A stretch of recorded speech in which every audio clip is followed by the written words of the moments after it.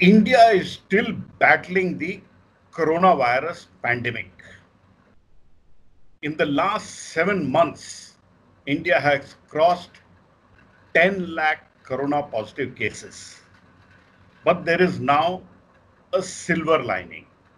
What some are saying, the beginning of the end of the pandemic has begun simply because indigenous vaccine candidates have gotten into human clinical trials. I have with me Dr. Renu Swarup. She is a scientist by training, studied in Lucknow University, and uniquely, she has an microorganism named after her. A real honor for that. I think Dr. Kalam has one, and you have one microorganism named after you. She is heading the vaccine initiative for the country. And today we are focusing on the entire development of an indigenous Indian vaccine against COVID-19. Dr. Swarup, can you bring us up to speed on what is the development on the coronavirus vaccines on the Indian candidates? Thank you very much, Pallav. The vaccine candidates which are being developed in the country, and we've been talking about it for some time now, India is definitely part of this large global uh, development of vaccine mission that has been launched. Within India, we have a number of candidates. We have about, between the public sector, academic institutes, private sector, we have about 30 odd candidates.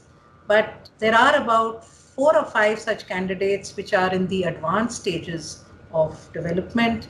And two of them, of course, are those which have gone into phase 1, phase 2 trials, which are our indigenous candidates from Bharat Biotech and Zydus Cadila.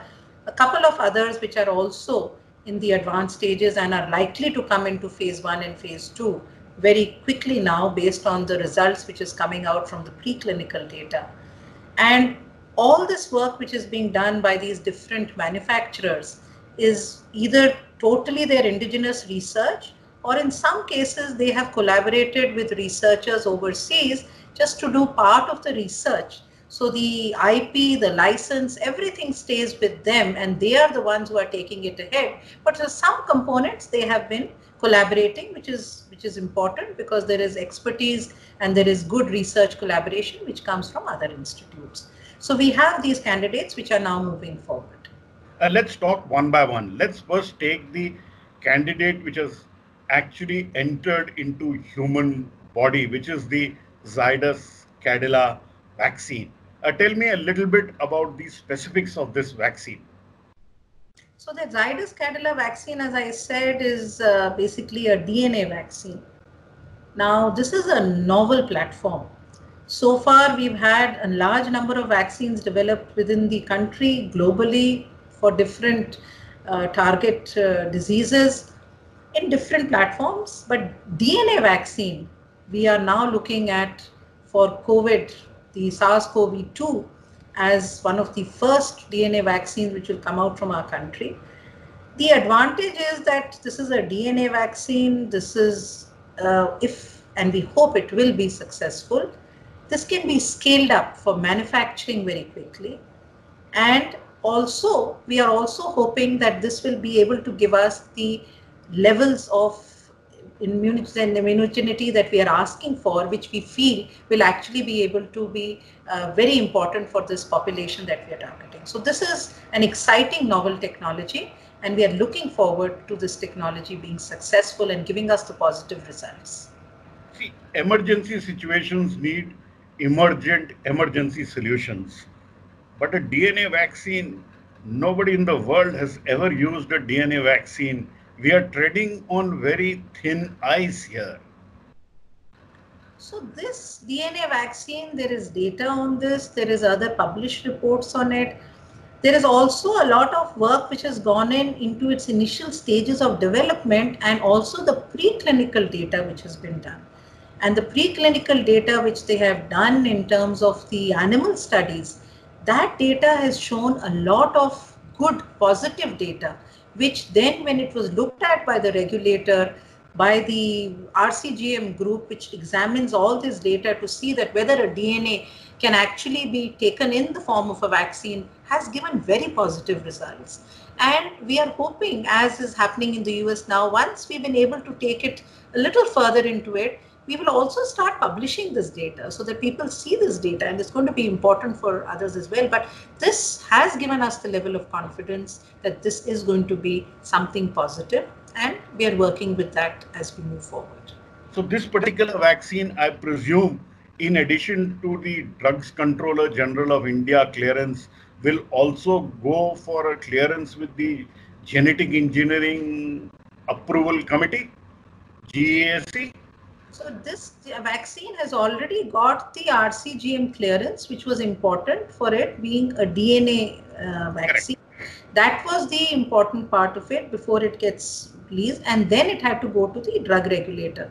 After the drug regulator clears it, it has already followed that whole process, and once that process gets completed, it will be released as per phase 1, phase 2 and phase 3 data.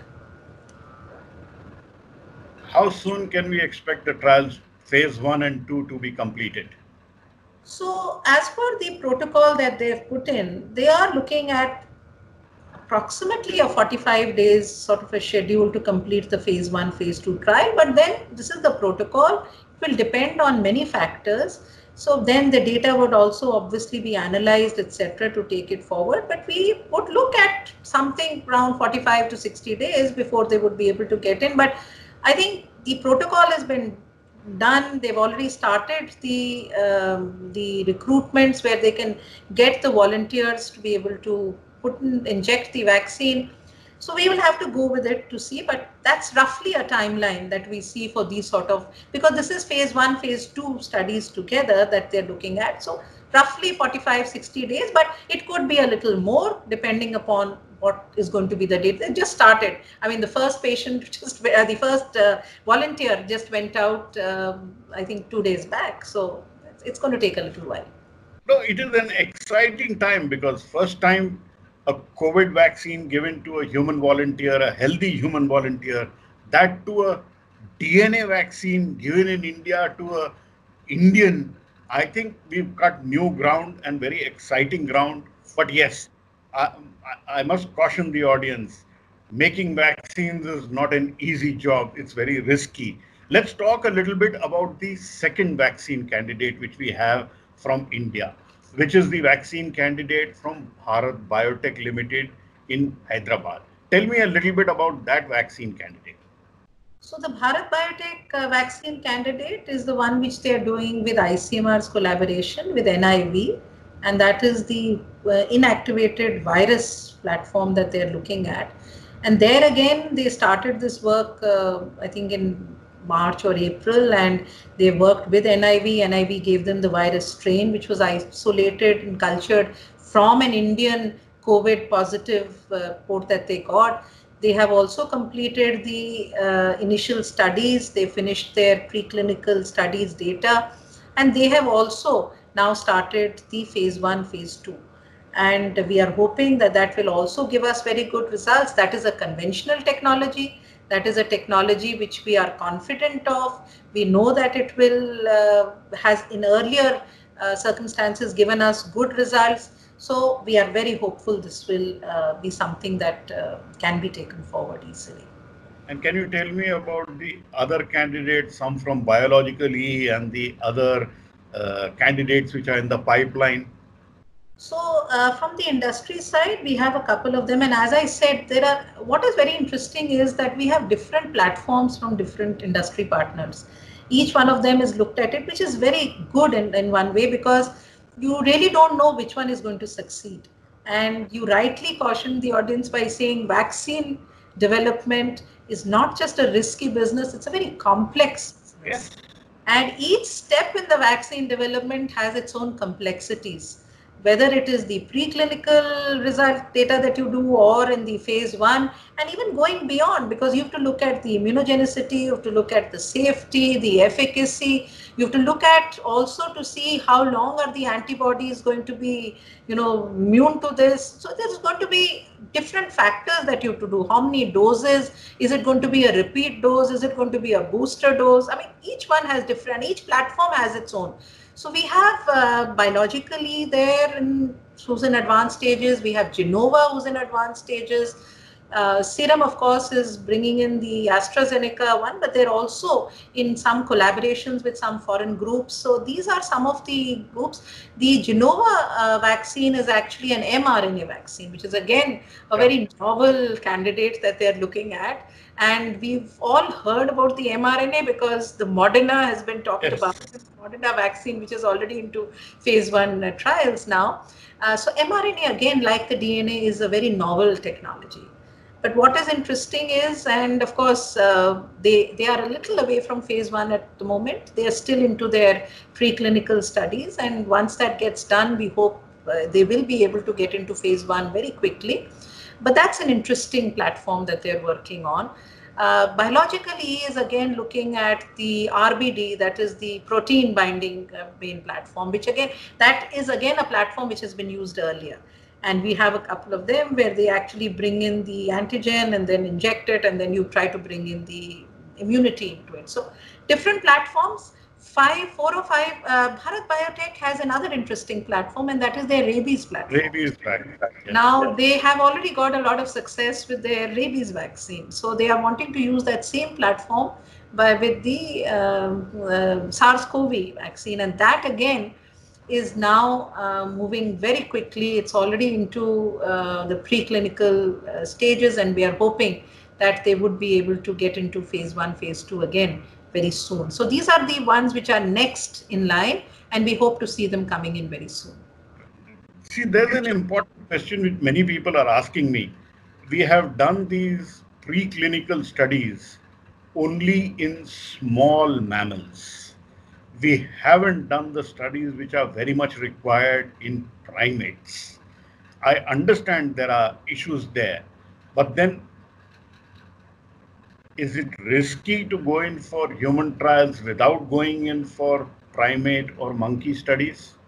So if you look at the whole discussion which has gone around the SARS-CoV-2 vaccine development, Pallav, and this is not just a discussion which any one country is doing independently, it's the best experts globally who are looking at it, because we understood two aspects of it. One is that you are wanting to obviously bring in a vaccine quickly, for which the advantage has been that many existing platforms have been used to be able to bring in this SARS-CoV-2 and take it forward. But it was also important then to see how do you, with best regulatory systems in position, try to bring in the vaccine at the earliest possible. Now, the studies which are required for the non-human primates is important. That's an important part of it. Discussions have been held with a lot of experts, where the possibility of doing the non-human primates parallelly along with the phase 1, phase 2 studies is what has been considered, and those studies are being done. In most of the cases, in many cases, they are being done.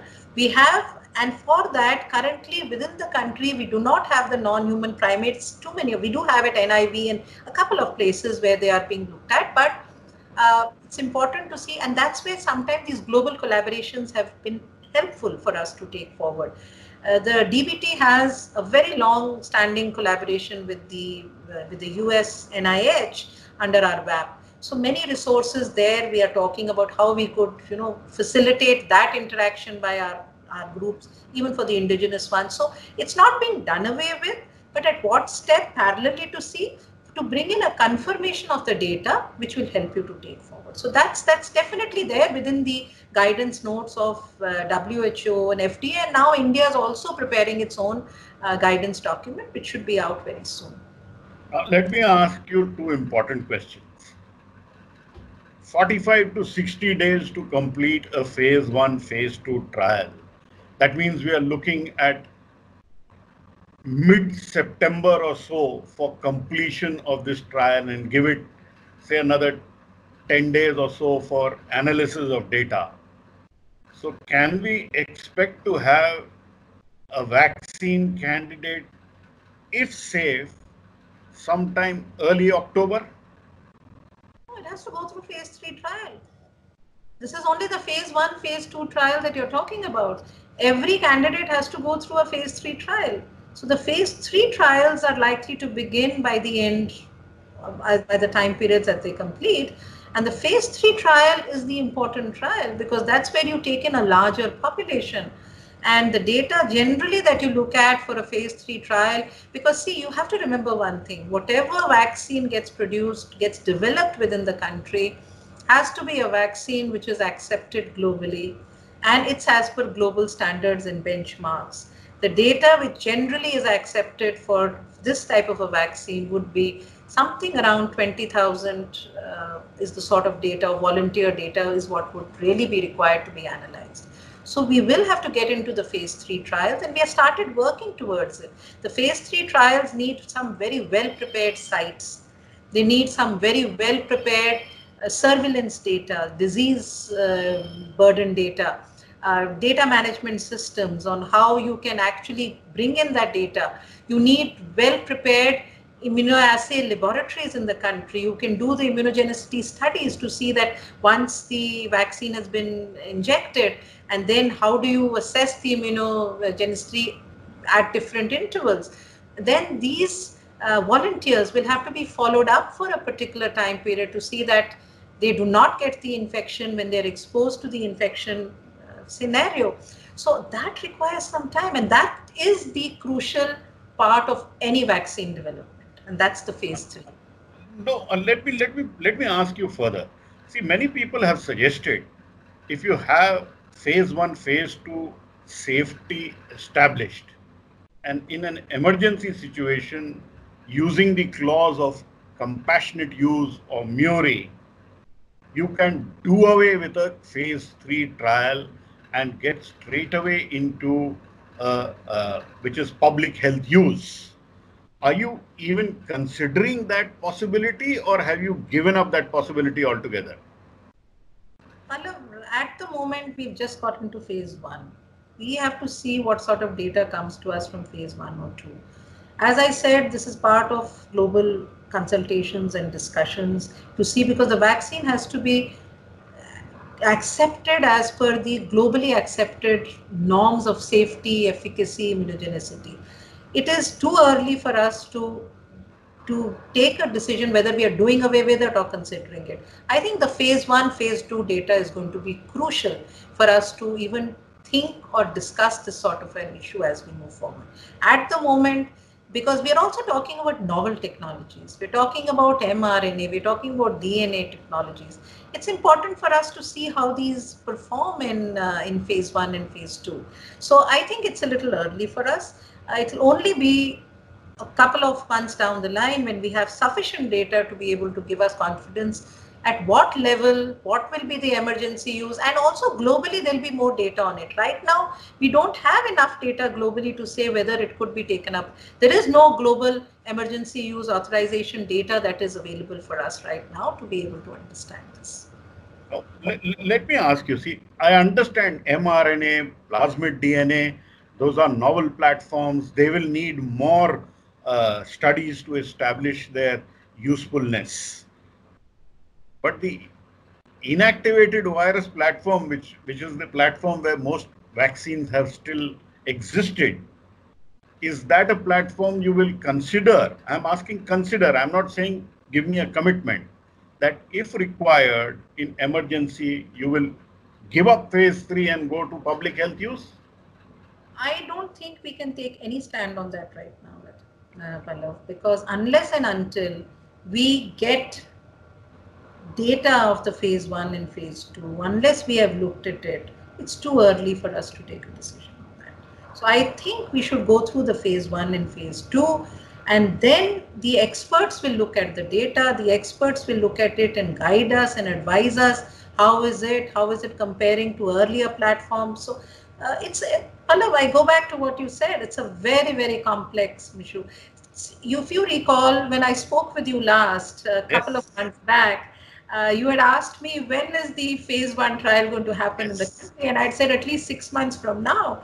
And I yes, think it's been less than 3 months, and yes. we have the phase 1. So we have to see as it going, because things are different, things are moving at new data is coming out, new developments are happening globally. It's a little early for us to give any such view at this particular point of Uh, time.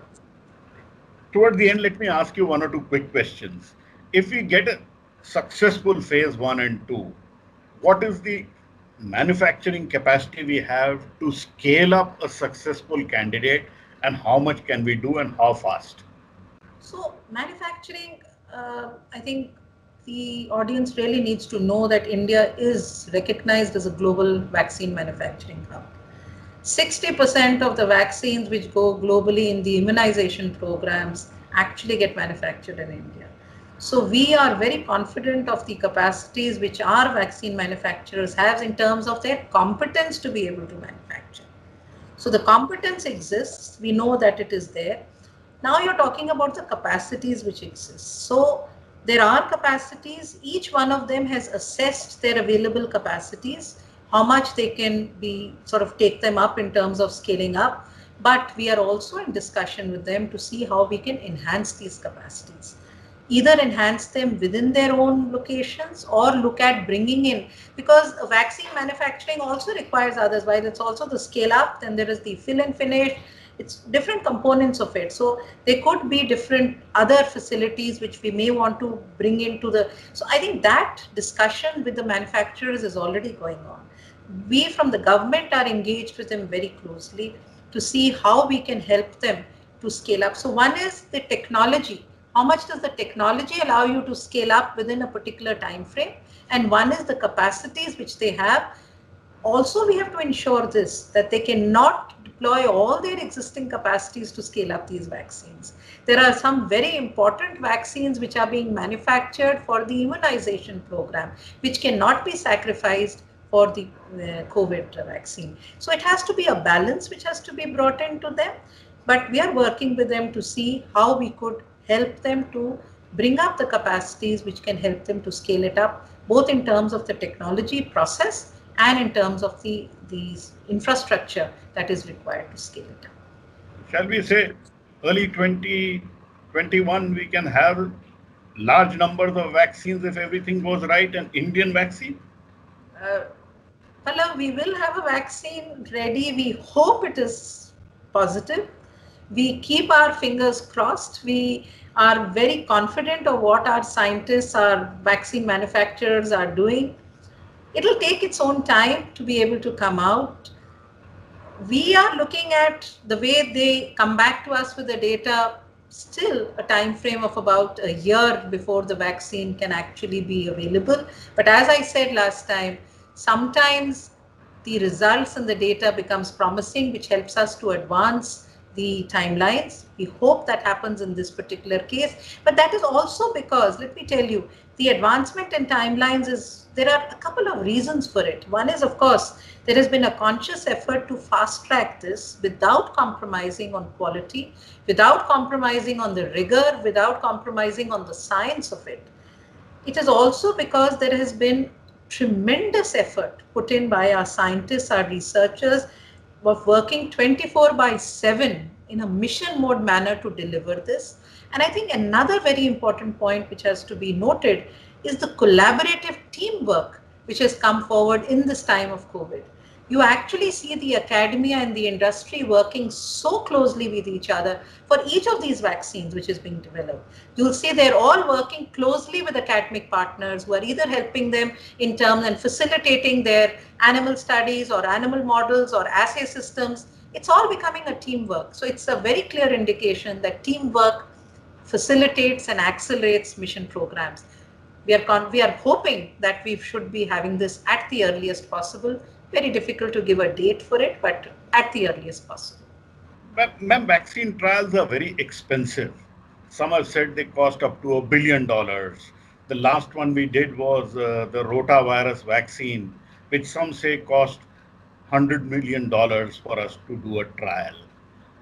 These are expensive. Now, if we have 1, 2, 3, 4 candidates, 5 candidates, let's look at the first 2 candidates we have. Where is the funding for the trials going to come from? Because right now, Bharat Biotech says they're using their own funds for the work. I'm not sure about Cadila, but Zydus Cadila, but they are saying they are doing it through their own funds. But going forward, how do we fund these expensive trials? So we're looking at a couple of things, Pallav. One is, of course, yes, the government is looking at partnering with the manufacturers, developers to facilitate this phase 3 trials. As I mentioned to you, what we are doing a little differently this time is we are actually preparing the trial sites ourselves. So we are looking at giving the developers ready trial sites. And these are trial sites which we have earlier for other programs already made investments in terms of building. So DBT and ICMR together have a number of sites in the country which have been taken up for clinical trials. Now looking at regulatory clinical trials for these particular vaccines needs some more input to go in terms of the human resource, in terms of the training which the human resource needs, in terms of the surveillance work that goes in. So that is expensive. That is where the investments are required. So that part of it, the government has already started working so that we can prepare these sites. We are also looking at the possibility of having some of our academic laboratories, which are very well positioned, like the Translational Health Science Institute of the DBT, which is already ready today to serve as the common immunoassay lab. So if those laboratories are already positioned, then the immunogenicity studies can immediately be done there. And we are looking at least 3 or 4 such laboratories within the country. So this is sort of investment which was already there. So as I think last time also I mentioned this to you, the government had a wonderful vision of setting up this national biopharma mission. Yes. Now the biopharma mission, we've already invested in an ecosystem. We've invested in an ecosystem where we've created these capacities, whether it is for the trial sites, whether it is for the GLP labs or the animal facilities, for many of them. Initially, we obviously didn't know that we'll want to use them for a COVID vaccine, but they were looked at for others like chikungunya, dengue. We were working on others. But now we have very quickly worked on the same sites and prepared them for COVID, which is a requirement for us today. So that is going to take care of some of the costs which otherwise would have been large. If each developer goes to a separate set of sites, a separate development, it's going to be additional cost. Then they will obviously, we'll have to work with them to see how we can bring it up. But this is a priority for us, and I'm sure we will be able to find the required funding to help the developers, not just for their trials, but also to take it up to manufacturing. Our Prime Minister has already given this as a clarion call to us that come up with your own vaccine. He's already made commitments that India would be there. Our Honorable Minister has also said this when he's spoken at different occasions, including the WHO, that we will be ready. So the government is committed, and the government is committed to ensure that we will not let leave any gap in this, and we will work with them right up to the manufacturing. Are you happy with the progress so far on the vaccine front on corona? Yes, I think our scientists and researchers have put in tremendous effort, but having said that, our key message to them is we cannot get complacent. We are on the track, but we have to run faster. We have to make sure that we achieve our targets, and the message that we give to them is we are with you at every step, any facilitation, anything that's required from the government, we are there to help you to move forward. We are going to help you to run as quickly as you can without make sure that there are you're not compromising on anything. But our work is to see that we remove the obstacles or any hurdles that they have and help them to move fast. But yes, we are very happy that it's all moving with a lot of enthusiasm and excitement. I sincerely hope and pray that the Indian vaccine effort succeeds. And if we can get a vaccine in 2020, trust me, a Padma Vibhushan awaits you. But if you get a vaccine even in 2021 early, I think it would be a great achievement, and we should look forward to some at least one or two of the Indian candidates doing well. And many people say it's a leadership of Dr. Renu Swaroop which has made a critical difference in the vaccine effort moving forward. Always a pleasure talking to you, Dr. Swaroop. Thank you, Pallav. But I have to say two things here. The leadership message is coming to us right from the top, and that's really what we really regard a lot. The biggest award for a COVID vaccine is not a Padma Award. The biggest award for every team member of the COVID vaccine is we successfully inject our citizens of the country who need this corona vaccine to overcome this pandemic. That is the biggest award. And I hope and sincerely hope that all our scientists and researchers who are working on this are actually get that award and we can see this success. Thank you so much, Pallav. Thank you. I always say, Corona harega, desh jeetega. Sure. And I wish you luck in that. Thank you very much, ma'am. Thank you so much.